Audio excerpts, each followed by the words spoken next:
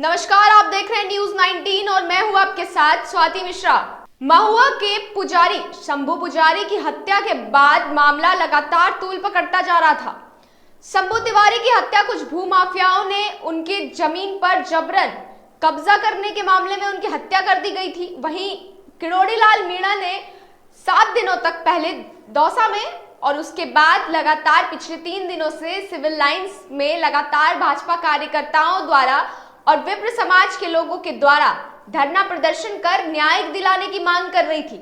तो वहीं आज सरकार और प्रदर्शनकारियों के बीच में समझौता हो गया है। जी आपको बता दें कि विप्र समाज भाजपा कार्यकर्ता जितने भी प्रदर्शनकारी थे उनके नेतृत्व में जिन लोगों को बातचीत के लिए आमंत्रण किया गया था, उन्होंने सरकार के प्रतिनिधि से बातचीत कर समझौता कर लिया है।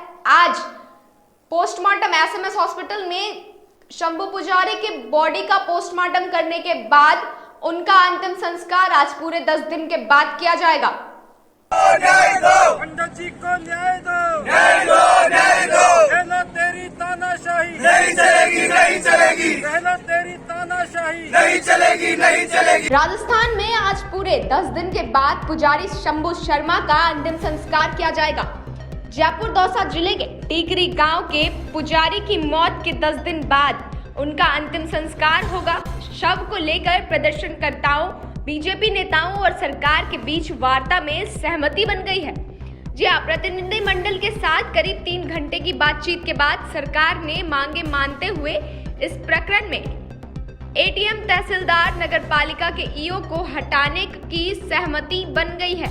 पूरे प्रकरण की संभागीय आयुक्त से जांच कराई जाएगी, जो 30 अप्रैल तक अपनी जांच सौंपेंगे। लाठीचार्ज में मारे गए जगदीश सैनी की मौत की भी जांच की जाएगी। शंभू पुजारी की जमीन सहित दुकानों की जांच पूरी होने तक सील रखा जाएगा। प्रदेश भर के मंदिर माफी की जमीनों से कब्जा हटाने के लिए कानून बनाने के लिए सरकार ने अनुमति दी जाएगी। सर्व समाज के मुखिया लोग वहाँ पहुँचेंगे, मैं भी पहुँचूंगा। और जब जिस जमीन को लेकर विवाद खड़ा हुआ था 2 बीघा खातेदारी की 2 करोड़ की जमीन, उसी स्थान पर हम इनका दाह संस्कार करेंगे। इसे पॉलिटिकल मुद्दा बताया जा रहा था, इसे पॉलिटिकल कहाँ हुई? महेश जी ने दस्तखत कर रखे हैं। किरोड़ी जी, अभी आपका धरना समाप्त होने जा रहा है, हो गया ना। और जो मुकदमे दर्ज हुए हैं उनका आईजी स्तर पर मॉनिटरिंग होगी और सब अपराधियों के खिलाफ कार्रवाई की जाएगी। और जो 172 दुकानें हैं जो मूंछ का सवाल बनी हुई थी वो सील कर दी गई हैं। संभागीय आयुक्त की जांच के बाद अगर वो अनियमित पाई जाती हैं तो तदनुकूल कानूनी कार्रवाई होगी और मंदिर माफी की जमीनों पर जो कब्जे हैं वो हटाए जाएंगे। और सबसे बड़ी उपलब्धि जो हमारी है इस आंदोलन की वो है कि राज्य में आपकी जानकारी में आया करीबन 30,000 बीघा जमीन मंदिर माफी की है, उसके 18,000 बीघा जमीन पर कब्जा है। राज्य सरकार एक कमेटी बनाएगी और देश भर के इस धार्मिक स्थलों के जो कानून है उनकी स्टडी करेगी और विधानसभा में कानून पास कर मंदिर माफी की जमीनों को प्रोटेक्ट करेगी ताकि भूमाफिया खड़े नहीं हो और पुजारियों की हत्या न हो। न्यूज 19 के स्पेशल रिपोर्ट में आज इतना ही। देश और दुनिया की तमाम खबरों के लिए बने रहिए न्यूज 19 के साथ। वही इस वक्त की बड़ी खबर आ रही है जयपुर से, जहां पुजारी शंभू की मौत का ये पूरा मामला है। सरकार के प्रतिनिधि के रूप में डॉक्टर जोशी आज भूमिका निभा रहे हैं, वहीं आंदोलनकारियों के प्रतिनिधि मंडल से वार्ता कर रहे हैं। आपको बता दें कि मुख्य सचिव Niranjan Arya, DGP ML Lathar, police commissioner Anand Shrivastava, collector सहित अन्य अधिकारी वार्ता में मौजूद है। वही खबर सीकर से, जहां शिक्षा मंत्री गोविंद सिंह डोटासरा के ज्ञापन सौंपने देने आए शिक्षकों को निलंबित करवाना, ये मामला तूल पकड़ता जा रहा है। आइए आपको बताते हैं कि क्या है ये पूरा मामला। ज्ञापन देने भेजा, वाई क्या जरूरत पड़ गई सीएल की? डेपुटेशन देने के लिए सीएल की जरूरत पड़ गई? कितने लोग आए हो आप? नहीं, ये क्या कर रहे हो आप? ज्ञापन ही तो दे रहे हो। ज्ञापन के लिए आप छुट्टी लेके आ गए, यहाँ मेरे घर पे छुट्टी लेके आ गए। सीकर में शिक्षा मंत्री गोविंद सिंह डोटासरा के ज्ञापन देने आए स्कूल लेक्चरर्स को फटकारने के मामले ने तूल पकड़ लिया है। शिक्षक संगठनों के बाद अब भाजपा ने भी डोटासरा के खिलाफ मोर्चा खोल दिया है। शिक्षा मंत्री डोटासरा ने कल सीकर में ज्ञापन देने आए लेक्चरर्स को स्कूल समय में ज्ञापन देने आने पर फटकारा था और कहा था कि यहाँ तुम्हें किसने बुलाया है, मेरे घर को नाथी का बाड़ा समझ रखा है।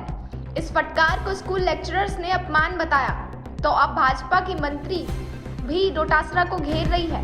भाजपा प्रदेशाध्यक्ष सतीश पूनिया ने सोशल मीडिया पर गोविंद सिंह डोटासरा को आड़ो हाथों लिया है। पूनिया ने लिखा कि राजनेताओं के द्वारा आम जनता की पीड़ा सुनने के लिए होता है, पर शायद कांग्रेस नेताओं को बाड़े और बाड़े बंदी पसंद है, इसलिए शिक्षा मंत्री जी खुद के घर को नाथी का बाड़ा बता रहे हैं। इधर असम में कट्टरपंथियों की बाड़ेबंदी कर खिदमत की जा रही है, उधर घर पधारे शिक्षकों की बेइज्जती कर रहे हैं। जाइए ज्ञापन देने भेजा, वाई क्या जरूरत पड़ गई सीएल की? डेपुटेशन देने के लिए सीएल की जरूरत पड़ गई? कितने लोग आए हो आप? डेपुटेशन के लिए नहीं सर, नहीं, ये क्या कर रहे हो आप? ज्ञापन ही तो दे रहे हो। तो ज्ञापन के लिए आप छुट्टी लेके आ गए, यहाँ मेरे घर पे छुट्टी लेके आ गए। इन 5 को सस्पेंड कर दो, नहीं ऐसा नहीं, निलंबित करो इन 5 को। क्या क्या नाम है तुम्हारा, बोलो। क्या ये कौन सा तरीका तुम्हारा? किसने टीचर बना दिया तुमको? नहीं, किसने बनाया तुमको? शर्मबाजी है। पढ़ाने का टाइम है बच्चों को, तब तो तुम ज्ञापन दे रहे हो। मेरे पर्सनल रेजिडेंस में ज्ञापन देने की कहाँ जरूरत पड़ गई आपको? वर्किंग डे में आप बाकायदा मेरे से समय लेते, मेरे ऑफिस में आते, मेरे सेक्रेटरीट में आते। ये कौन सा तरीका हुआ कि तुम मतलब अगला घर आया है और ज्ञापन लेकर के तुम आ रहे हो? एक की भी छुट्टी नहीं। आप अंदर बैठो, एक बार अंदर बैठो, एक इनके सबकी टेलीफोन करके पता लगाओ, ये छुट्टी लेके आएंगे। अंदर बैठो, चलो अंदर बैठो, अंदर बैठो। आप प्रिंसिपल सारे अंदर बैठो, बैठो अंदर।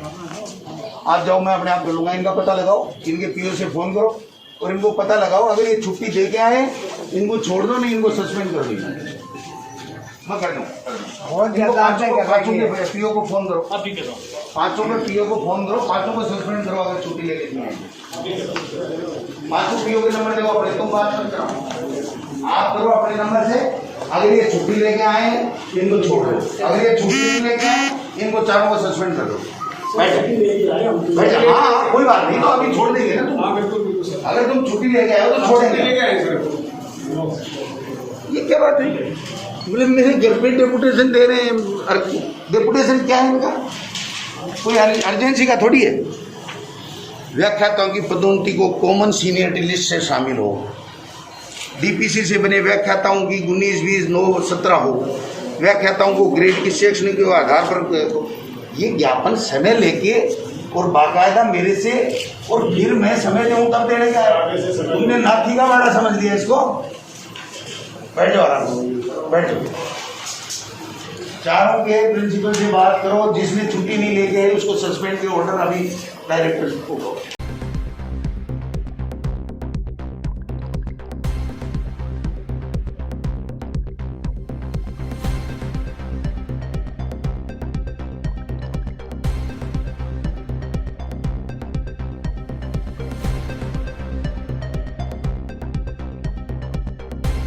वही खबर दौसा जिले से आ रही है, जहां थाना अधिकारी ने बढ़ते कोरोना संक्रमण को देखते हुए सरपंचों की बैठक का आयोजन किया है। दौसा जिले के उपखंड मुख्यालय रामगढ़ पचवारा के थानाधिकारी सुभाष चंद्र शर्मा ने बढ़ते कोरोना वायरस को लेकर उपखंड मुख्यालय के सरपंचों की बैठक का आयोजन किया। सरकार की गाइडलाइन का पालन करते हुए थाना अधिकारी सुभाष चंद्र शर्मा ने सभी सदस्यों को कोरोना संक्रमण को लेकर जागरूक रहने के निर्देश दिए। वहीं बैठक के दौरान ट्रैक्टरों में तेज आवाज से बजने वाले स्पीकरों को रोका जाए। अमराबाद सरपंच राकेश हलकारा ने बढ़ते कोरोना मरीजों को लेकर होमगार्ड लगाए जाने की मांग की। सोनर सरपंच बाबूलाल गुप्ता ने मीट की दुकानों के लाइसेंस जांच करने की मांग की। वहीं सरपंच मोतीलाल मीणा राहुवास ने बैठक के दौरान राहुवास मार्केट में मास्क नहीं लगाने वाले लोगों के खिलाफ सख्ती से कार्रवाई करने की मांग की। वहीं रामगढ़ पचवारा मुख्यालय पर पुलिस की गश्त बढ़ाए जाने की लोगों ने मांग की है।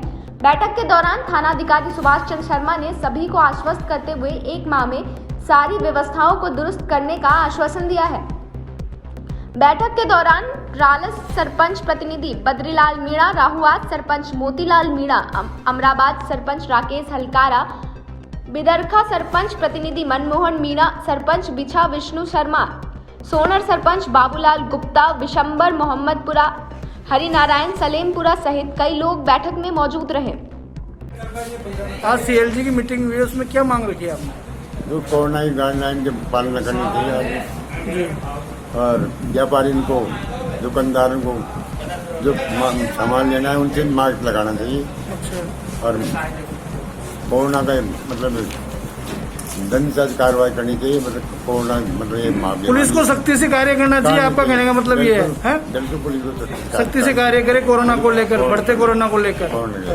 और जो स्पीकर वगैरह चल रहे हैं उनके बारे में क्या कहना चाहिए? बंद करना चाहिए। पुलिस उनके खिलाफ कार्रवाई करनी चाहिए। पुलिस सीएलजी की मीटिंग में क्या प्रस्ताव लिया? हमने इस रामगढ़ पचवाड़ा थाना क्षेत्र में शांति बनाए रखने की अपील की है और पुलिस प्रशासन ने भी भरोसा दिया है कि हम जितनी भी शांति होगी वो शांति बनाएंगे। जो कई मुद्दे हुए हैं, जैसे ट्रैक्टरों में स्पीकर चलना, शराबियों को रात ने शराब पीकर के आतंक बचाना, इनके बारे में हमने अवगत करवाया। जब भी हम कॉल करेंगे पुलिस वहाँ उपस्थित रहने के लिए तैयार हुई है, गश्त करने के लिए तैयार, ऐसा कुछ भरोसा मिला हमको। और तो क्या पहले कोई क्रांति हो रही थी रामगढ़ पचवाड़ा? ना, ये शराब पी करके लोग आतंक बचाते थे। कई जगह बिना अवैध अड्डे खुले हुए थे। जैसे क्या आश्वासन दिया आपको पुलिस ने? क्या आश्वासन दिया? आश्वासन यह दिया कि 1 महीने के अंदर दोबारा मीटिंग करेंगे, उससे पहले सारा अवलोकन करके आपको दोबारा अवगत करवाएंगे और ऐसी कोई हरकत नहीं होने देंगे। सीएलजी की मीटिंग के दौरान लोगों की क्या क्या प्रस्ताव रहे, क्या क्या आश्वासन दिया? सीएलजी मीटिंग में सीएलजी सदस्य आए, उन्होंने अपने अपने प्रस्ताव दिए, सुझाव दिए जी। उन सुझावों के लिए मैंने सभी को आश्वस्त किया है 1 महीने के बाद में दूसरी सीएलजी की मीटिंग दी जाएगी। उससे पहले जो सीएलजी सदस्यों ने प्रस्ताव दिए हैं उनकी कड़ाई से, सख्ताई से पालना करेंगे। उनकी पालना होगी। तो जो रात्रि को जो डेक वगैरह बसते हैं मशीनों के अंदर, उनके खिलाफ क्या कार्रवाई करोगे? जो मशीनों बैग मशीन चलाकर जो ट्रैक्टर ट्रॉली चलते हैं उनके खिलाफ प्रतिदिन ऐसी कार्रवाई की जा रही है और ये आगे भी ऐसे ही जारी रहेगी।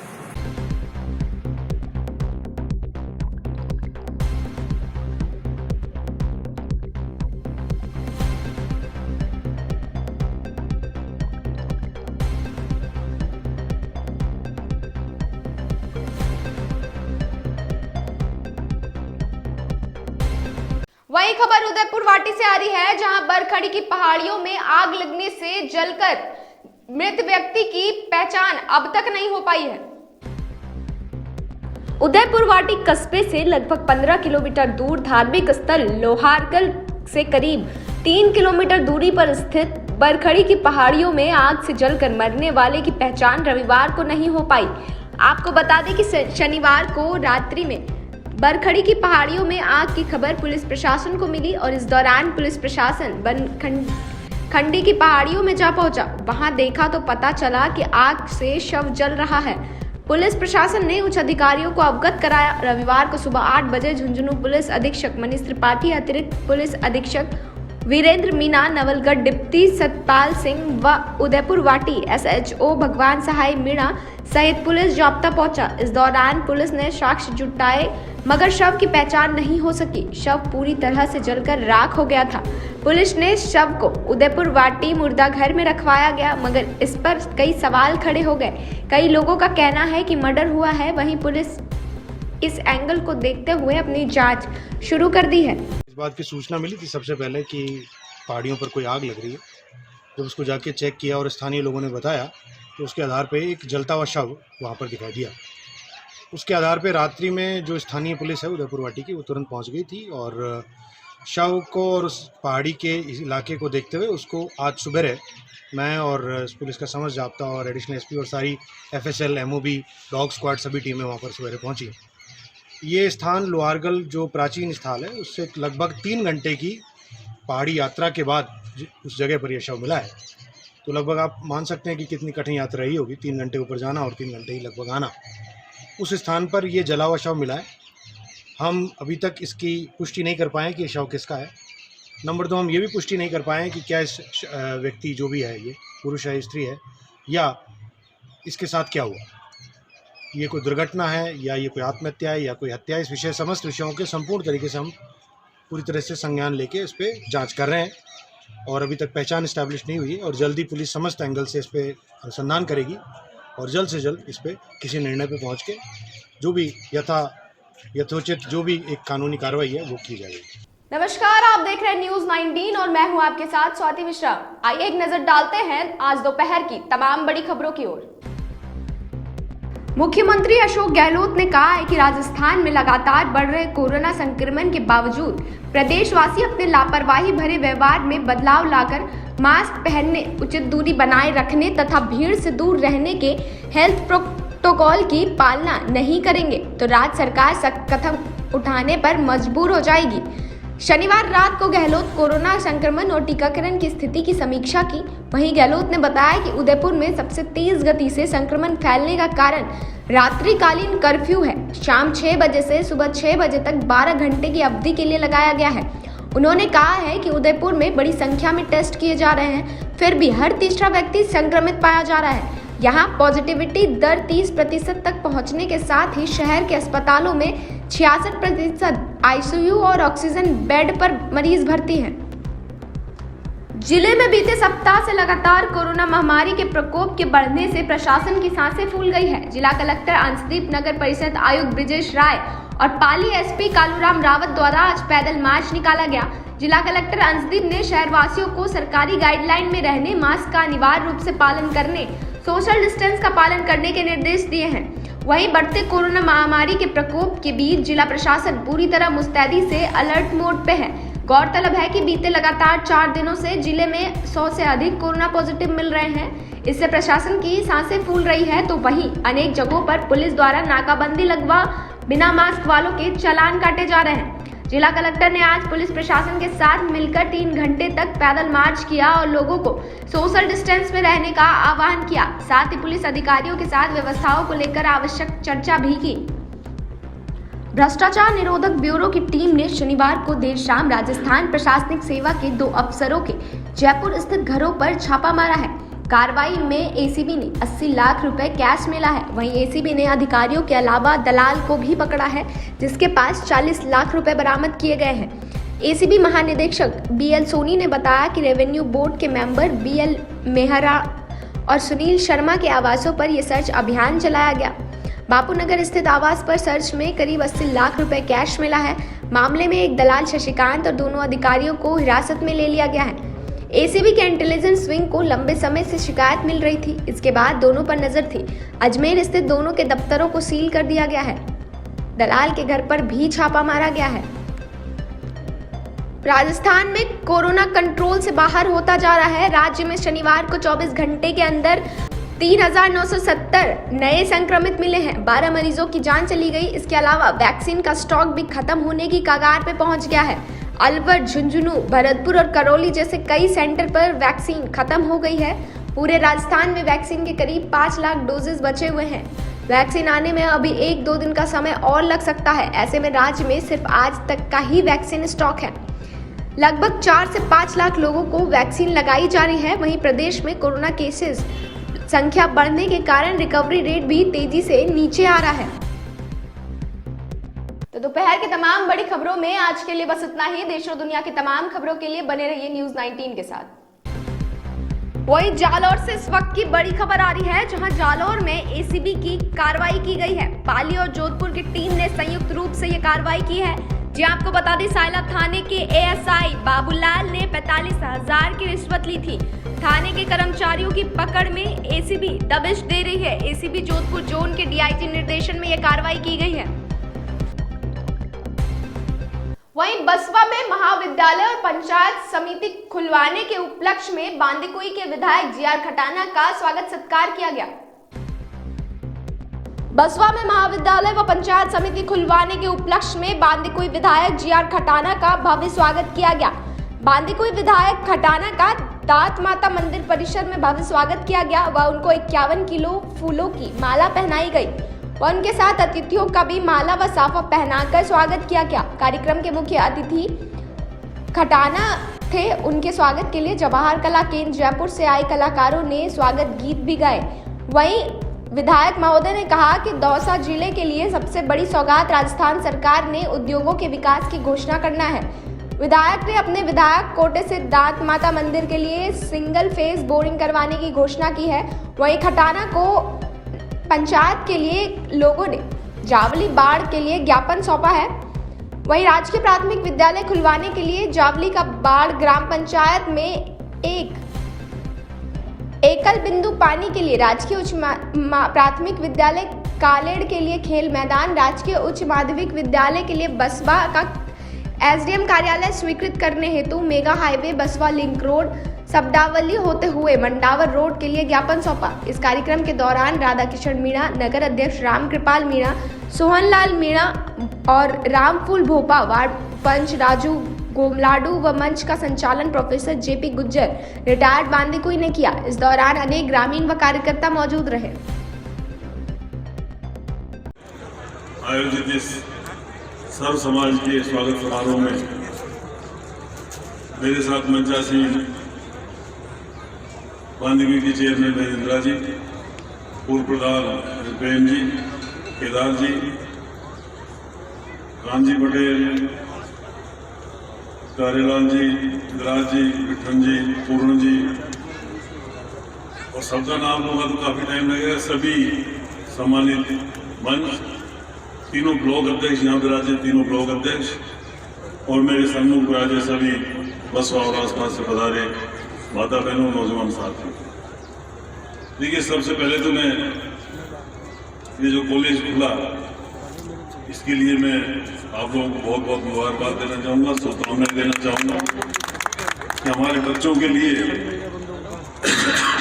गांव के हिसाब से अगर अपन सोचें तो बहुत एक ऐसी सुविधा हो गई है कि घर से साइकिल से, मोटरसाइकिल से, पैदल भी चलकर हम हमारे महाविद्यालय स्तर की शिक्षा अगर प्राप्त कर लें तो इससे बड़ी और अच्छी बात क्या होगी। जहाँ तक बसवा की बात है, मैं बार बार अपनी बात रखता रहा हूँ कि बसवा, बूढ़ागढ़ला और बड़ियाल कला 3 पहले ऐसे कस्बे थे जिनमें बड़ी अच्छी आबादी थी, व्यापार था, लोग सरसब्ज थे। कालांतर में परिस्थितियाँ ऐसी बनी कि यहाँ कुछ लोग पलायन कर गए, कार्यालय भी यहाँ से पलायन हुए। और आपने इस बात को भी ध्यान से देखा होगा कि अगर हम प्रयास करें और मन से प्रयास करें तो निश्चित रूप से हमें इसका फल मिलता है। बसवा में पंचायत समिति बनी और अब कॉलेज बन गया। बूढ़ागढ़ला में भी सीएससी बनी और उप तहसील बन गई।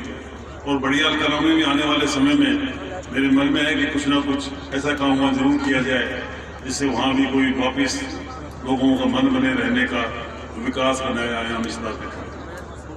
मैं लंबी बात आपसे नहीं कहूँगा, आपने सभी ने एक चीज को जरूर इंगित किया है, वो है पानी। देखिए, पानी की समस्या पूरे जिले में है और खासतौर से दौसा तहसील और बसवा तहसील में तो इतनी बड़ी समस्या हो गई है, इससे पार पाना मुश्किल हो गया है। वही खबर बांदीकुई से, जहां स्वर्गीय मदन लाल सैनी के पीड़ित परिवार को सैनी महापंचायत संगठन ने करीब 67,000 रुपए व राशन की सामग्री सौंपी है। हीरालाल सैनी आजाद ने बताया कि मदन लाल सैनी कुछ दिनों से सिलिकोसिस बीमारी से ग्रसित होने के कारण लंबे इलाज के दौरान भगवान को प्यारे हो गए। इस कारण परिवार के ऊपर रोजी रोटी का संकट खड़ा होने से सभी युवा साथियों द्वारा सहायता मिशन चलाकर परिवार को 57,164 रुपए व राशन सामग्री दी गई। इस दौरान मिशन समापन में सैनी महापंचायत संगठन के राष्ट्रीय अध्यक्ष भाई जतिन बॉक्सर, प्रदेशाध्यक्ष दीपक सैनी, रोहित सैनी, सनी कटारिया सहित समस्त ग्रामवासी मौजूद रहे। वही खबर लालसोट दौसा से आ रही है, जहां शिक्षा प्रभारी ने अपनी बेटी का जन्मदिन गौशाले में मनाया है। समाज को आईना दिखाने का काम कर सकता है ये पहल।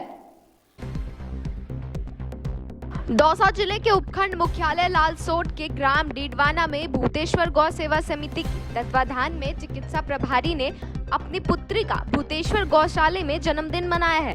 आपको बता दें कि पेशे से चिकित्सा प्रभारी डॉक्टर उत्तम चंद जैन सामुदायिक स्वास्थ्य केंद्र डीडवाना में कार्यरत है। डॉक्टर उत्तम चंद जैन ने अपनी पुत्री को भूतेश्वर गौशाला डीडवाना में ले जाकर पंडितों द्वारा वेद मंत्रों से गौ माता का पूजन करवाकर गौवंश के बीच पुत्री का जन्मदिन मनाते हुए केक काटकर गौ माता को खिलाया। वहीं गौ माता के चारे के लिए 11,000 रुपए भेंट भी किए। भूतेश्वर गौरक्षा कमांडो फोर्स डीडवाना के कार्यकर्ताओं ने डॉक्टर पुत्री एपी को जन्मदिन की हार्दिक शुभकामनाएं देते हुए उनकी लंबी उम्र की कामना की। गौरक्षा कमांडो फोर्स के रमेश जालवाला, अंकित जांगीर, राकेश मोडीवाल, चंद्र प्रकाश मोडीवाल, अक्षत जैन, प्रवीण ने लोगों से अपील करते हुए कहा कि पश्चिमी संस्कृति ने अपने पांव पसार लेने से भारतीय संस्कृति विलुप्त हो जाती है। आजकल लोग अपने बच्चे का जन्मदिन घर और रेस्टोरेंट में जाके मनाते हैं। अगर वो इन बेजुबान जानवर के बीच अपने बच्चों का जन्मदिन मनाए तो भारतीय संस्कृति तो जिंदा रहेगी, साथ ही भूख से तड़पती गौवंश को भी सहारा मिलेगा। वही खबर सिकंदरा से, जहां शंभू पुजारी की हत्या का मामला तूल पकड़ता जा रहा है। आज सिकंदरा में लोगों ने कैंडल मार्च निकाला।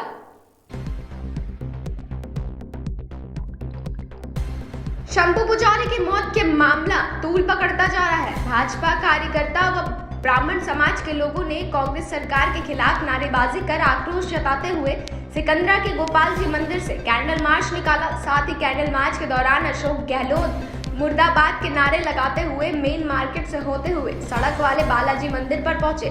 कैंडल मार्च का समापन किया। वहीं ब्राह्मण समाज के लोगों ने बताया कि सरकार हमारी मांगों को पूरी करे। इस दौरान भाजपा कार्यकर्ताओं सहित ब्राह्मण समाज के सैकड़ों लोग मौजूद रहे। नमस्कार, स्वागत है आपका न्यूज 19 में और मैं हूं आपके साथ स्वाति मिश्रा। अखिल भारतीय गुज्जर महासंघ ने राज्य सरकार को उग्र आंदोलन करने की चुनौती दी है। आखिर ऐसा क्यों कहा उन्होंने, आइए आपको बताते हैं ये क्या है ये पूरा मामला। और इस मामले की पूरी जानकारी के लिए हमारे साथ जुड़ रहे हैं अखिल भारतीय गुज्जर महासंघ के राष्ट्रीय अध्यक्ष जी। आपकी एक ये जो खबर आ रही है कि गुज्जर महासंघ ने जो ये चेतावनी दी है उग्र आंदोलन के लिए, क्या आप हमें इसकी पूरी बताएंगे कि क्या कुछ है ये पूरा मामला? मैम, हमारे समाज में एक नाबालिग लड़की 15 वर्ष की भीलवाड़ा जिले में सगवे गांव में एक विशेष वर्ग के समुदाय के युवक द्वारा हाल ही में दुष्कर्म किया गया है, जिसकी हम अखिल भारतीय गुज्जर महासंघ घोर निंदा करता है और राज्य सरकार से आग्रह करता है कि इस प्रकार के अपराधियों को कठोर से कठोर फांसी की सजा दी जाए, जिससे अपराध करने वालों में घोर इस तरह का भय हो, जिससे कोई भी व्यक्ति इस प्रकार का कृत्य न कर पाए भविष्य में। जी, तो अभी तक क्या प्रशासन ने या पुलिस प्रशासन जो वहाँ की है, क्या उन्होंने अब तक इस पे कोई एक्शन लिया है या कुछ किसी प्रकार की? नहीं, एक्शन तो लिया है, कल्प्रिट को गिरफ्तार तो कर लिया गया है, पर हमारी मांग है कि इस तरह के कल्प्रिट कोई छूटने नहीं चाहिए। उनको इस तरह का फास्ट ट्रैक में लाके उनको कठोर से कठोर सजा दी जाए, जिससे कि एक एग्जाम्पल बने और पूरे देश में अमन चैन और भाईचारा सदैव बना रहे, जिससे कि कहीं ना कहीं इस प्रकार की घटनाएं दोबारा से पुनरावृत्ति न हो सके। वहीं जयपुर से इस वक्त की बड़ी खबर आ रही है। जी हां, आपको बता दें कि शंभू पुजारी की मौत से एक बड़ी अपडेट सामने आ रही है। आपको बता दें कि शंभू पुजारी मौत का प्रकरण ये पूरा मामला है, जहां गृह विभाग का मसौदा पहुंचा था प्रतिनिधि मंडल के पास। वही प्रतिनिधि मंडल की ओर से मसौदे पर सहमति दे दी गई है। जी हां, आपको बता दें कि कुछ देर बाद ये धरना की समाप्ति की घोषणा हो सकती है। वहीं आज शंभू पुजारी का अंतिम संस्कार हो सकता है। वहीं अंता कस्बे में कोविड गाइडलाइन के पालन के लिए सीएलजी टीम की बैठक हुई। अंता कस्बे में कोविड गाइडलाइन की पालना में सहयोग को लेकर थाना परिसर में सीएलजी की बैठक का आयोजन किया गया। अंता 11 कस्बे जिसमें कोरोना से बचाव को लेकर दिशा निर्देश दिए गए। वहीं 12 डीएसपी मनोज कुमार की अध्यक्षता में आयोजित इस बैठक में सीएलजी सदस्यों को आगाह किया गया कि वो आमजन तथा परिवारजनों को कोरोना से बचाव को लेकर अपने स्तर पर लोगों को जागरूक करें, साथ ही उन्हें भी दूसरे लोगों को जागरूक करने के लिए प्रेरित करें। तहसीलदार नवनंद सिंह ने कहा कि हम यहाँ यह सोचें कि पुलिस या प्रशासन कहेगा या आएगा तभी कोरोना गाइडलाइन की पालना की जाएगी। बल्कि सभी को इसके लिए अपने स्तर पर प्रयास करने होंगे। उन्होंने सीएलजी सदस्यों को इस आपदा की घड़ी में पूर्ण रूप से भागीदारी निभाने की अपील की है ताकि आम जन को कोरोना जैसी घातक बीमारी से बचाया जा सके। बैठक के दौरान थानाधिकारी लक्ष्मी नारायण मीणा, ईदगाह सदर मंसूर खान, ओम सोनी, मधुर सहित अन्य गणमान्य नागरिक मौजूद रहे। वही खबर भीलवाड़ा से, जहां अवैध बजरी परिवहन करते ट्रैक्टर ट्रॉले को जब्त किया गया है। 4 बजरी से भरे व 2 खाली ट्रैक्टर ट्रॉली को पकड़ा गया है। पुलिस उपाध्यक्ष महावीर शर्मा की कार्रवाई है ये। पीपलूंद गांव के पास बजरी से भरे ट्रैक्टर ट्रॉली को पकड़ा गया है। वहीं बखासर थाना अधिकारी के द्वारा सीएलजी व व्यापारी गणों की मीटिंग ली गई। बाखासर थाना अधिकारी निम्ब सिंह के द्वारा सीएलजी सदस्यों व व्यापारी गण की मीटिंग ली गई। मीटिंग में कोरोना महामारी को मद्देनजर रखते हुए गाइडलाइन की पालना करने व 2 गज की दूरी बनाकर रखने, वहीं मास्क लगाने हेतु समझाइश की गई। मीटिंग में बखासर सरपंच प्रतिनिधि भंवरलाल सांता, सरपंच तेजदान चारण, ताड़ला सरपंच प्रतिनिधि हरचंद राम, राजपुरोहित जगदीश बिश्नोई आदि उपस्थित रहे। वहीं राजस्थान में एसीबी की एक बड़ी कार्रवाई सामने आई है। जी आपको बता दें कि 2 आरएस ऑफिसर्स को 40 लाख रुपए की नकदी के साथ गिरफ्तार किया गया है। भ्रष्टाचार निरोधक ब्यूरो ने आज एक और बड़ी कार्रवाई करते हुए 2 आरएएस अधिकारी के यहां सर्च शुरू की है। खबर लिखे जाने तक सर्च कार्रवाई जारी थी। सूत्रों के अनुसार अजमेर रेवेन्यू बोर्ड में सदस्य नियुक्त आरएएस अधिकारी सुनील शर्मा और बीएल मेहड़ा दोनों अधिकारी फैसला बदलने और निर्णय पक्ष में देने के एवज में दलाल के जरिए रिश्वत लेते हैं। इसकी एसीबी को शिकायत मिलने पर उन्होंने सर्च शुरू किया और एसीबी ने दोनों जयपुर में वैशाली नगर स्थित आवास पर सर्च में अब तक 40 लाख की नकदी मिल चुकी है और खबर मिले जाने तक सर्च जारी थी। दोनों के मोबाइल फोन भी जांचे जाने की सूचना है। नमस्कार, आप देख रहे हैं न्यूज 19 और मैं हूं आपके साथ स्वाति मिश्रा। आइए एक नजर डालते हैं आज दोपहर की तमाम बड़ी खबरों की ओर। मुख्यमंत्री अशोक गहलोत ने कहा है कि राजस्थान में लगातार बढ़ रहे कोरोना संक्रमण के बावजूद प्रदेशवासी अपने लापरवाही भरे व्यवहार में बदलाव लाकर मास्क पहनने, उचित दूरी बनाए रखने तथा भीड़ से दूर रहने के हेल्थ प्रोटोकॉल की पालना नहीं करेंगे तो राज्य सरकार सख्त कदम उठाने पर मजबूर हो जाएगी। शनिवार रात को गहलोत कोरोना संक्रमण और टीकाकरण की स्थिति की समीक्षा की। वहीं गहलोत ने बताया कि उदयपुर में सबसे तेज गति से संक्रमण फैलने का कारण रात्रिकालीन कर्फ्यू है। शाम 6 बजे से सुबह 6 बजे तक 12 घंटे की अवधि के लिए लगाया गया है। उन्होंने कहा है कि उदयपुर में बड़ी संख्या में टेस्ट किए जा रहे हैं, फिर भी हर तीसरा व्यक्ति संक्रमित पाया जा रहा है। यहाँ पॉजिटिविटी दर 30% तक पहुँचने के साथ ही शहर के अस्पतालों में 66% आईसीयू और ऑक्सीजन बेड पर मरीज भर्ती हैं। जिले में बीते सप्ताह से लगातार कोरोना महामारी के प्रकोप के बढ़ने से प्रशासन की सांसें फूल गई है। जिला कलेक्टर अंशदीप, नगर परिषद आयुक्त ब्रिजेश राय और पाली एसपी कालूराम रावत द्वारा आज पैदल मार्च निकाला गया। जिला कलेक्टर अंशदीप ने शहरवासियों को सरकारी गाइडलाइन में रहने, मास्क का अनिवार्य रूप से पालन करने, सोशल डिस्टेंस का पालन करने के निर्देश दिए हैं। वहीं बढ़ते कोरोना महामारी के प्रकोप के बीच जिला प्रशासन पूरी तरह मुस्तैदी से अलर्ट मोड पे है। गौरतलब है कि बीते लगातार 4 दिनों से जिले में 100 से अधिक कोरोना पॉजिटिव मिल रहे हैं। इससे प्रशासन की सांसें फूल रही है, तो वहीं अनेक जगहों पर पुलिस द्वारा नाकाबंदी लगवा बिना मास्क वालों के चालान काटे जा रहे हैं। जिला कलेक्टर ने आज पुलिस प्रशासन के साथ मिलकर 3 घंटे तक पैदल मार्च किया और लोगों को सोशल डिस्टेंस में रहने का आह्वान किया। साथ ही पुलिस अधिकारियों के साथ व्यवस्थाओं को लेकर आवश्यक चर्चा भी की। भ्रष्टाचार निरोधक ब्यूरो की टीम ने शनिवार को देर शाम राजस्थान प्रशासनिक सेवा के 2 अफसरों के जयपुर स्थित घरों पर छापा मारा है। कार्रवाई में एसीबी ने 80 लाख रुपए कैश मिला है। वहीं एसीबी ने अधिकारियों के अलावा दलाल को भी पकड़ा है, जिसके पास 40 लाख रुपए बरामद किए गए हैं। एसीबी महानिदेशक बीएल सोनी ने बताया कि रेवेन्यू बोर्ड के मेंबर बीएल मेहरा और सुनील शर्मा के आवासों पर यह सर्च अभियान चलाया गया। बापूनगर स्थित आवास पर सर्च में करीब 80 लाख रुपए कैश मिला है। मामले में एक दलाल शशिकांत और दोनों अधिकारियों को हिरासत में ले लिया गया है। एसीबी के इंटेलिजेंस विंग को लंबे समय से शिकायत मिल रही थी। इसके बाद दोनों पर नजर थी। अजमेर स्थित दोनों के दफ्तरों को सील कर दिया गया है। दलाल के घर पर भी छापा मारा गया है। राजस्थान में कोरोना कंट्रोल से बाहर होता जा रहा है। राज्य में शनिवार को 24 घंटे के अंदर 3,970 नए संक्रमित मिले हैं। 12 मरीजों की जान चली गई। इसके अलावा वैक्सीन का स्टॉक भी खत्म होने की कगार पे पहुंच गया है। अलवर, झुंझुनू, भरतपुर और करौली जैसे कई सेंटर पर वैक्सीन खत्म हो गई है। पूरे राजस्थान में वैक्सीन के करीब 5 लाख डोजेस बचे हुए हैं। वैक्सीन आने में अभी 1-2 दिन का समय और लग सकता है। ऐसे में राज्य में सिर्फ आज तक का ही वैक्सीन स्टॉक है।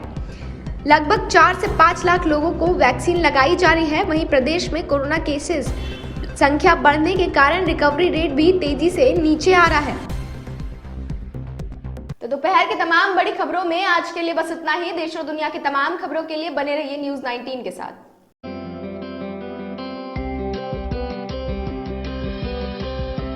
नमस्कार, आप देख रहे हैं न्यूज़ 19 और मैं हूं आपके साथ स्वाति मिश्रा। आइए रुक करते हैं न्यूज़ 19 के मॉर्निंग अपडेट्स की ओर।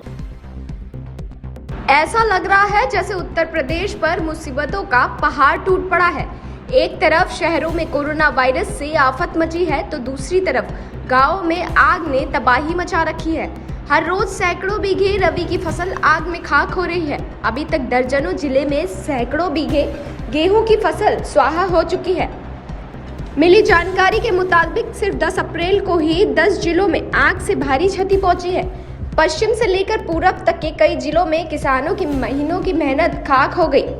तो सवाल उठता है कि आखिर फायर ब्रिगेड की गाड़ियां समय पर क्यों नहीं पहुंच पाती। देश में कोरोना वायरस के मामलों ने दिनों दिन तेजी देखने को मिल रही है। कई शहरों में हालत बेकाबू है। इस बीच कोरोना के टीकाकरण का अभियान भी तेजी से बढ़ रहा है। लोगों के मन में इस संबंध में एक सवाल यह भी आता है कि कितने लंबे समय के लिए कोरोना वायरस संक्रमण के खिलाफ प्राकृतिक इम्यूनिटी बनी रहती है। Institute of genomics and integrative biology की ओर से किए गए एक अध्ययन में दावा किया है कि कोरोना वायरस के खिलाफ प्राकृतिक इम्यूनिटी बनी रहती है, लेकिन कुल संक्रमित में से 20 से 30% लोगों ने 6 महीने के बाद इस प्राकृतिक इम्यूनिटी को गंवा दिया है।